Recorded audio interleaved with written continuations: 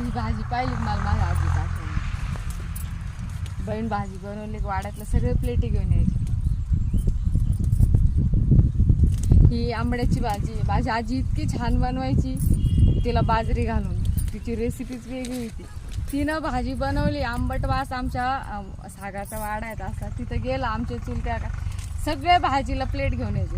धाबीची भाजी खायची आवडीची. मी म्हणायची बाई आपल्याला आधी काढून ठेव, हे लगेच का घेऊन जाते. बाई म्हणायची संपली तर आपण डबल करू जाऊ. आवडीनं खात्यानं एक पाट्यावरची चटणी, ओली चटणी वाटायची. आईन वाटली नाही काल आणि ती भरत्याची. कोणाला आवडती बरं आंबाड्याची भाजी कमेंट्समध्ये सांगा. आमची बघ एवढा बाग करून ठेवलाय वानोळा वाटायला.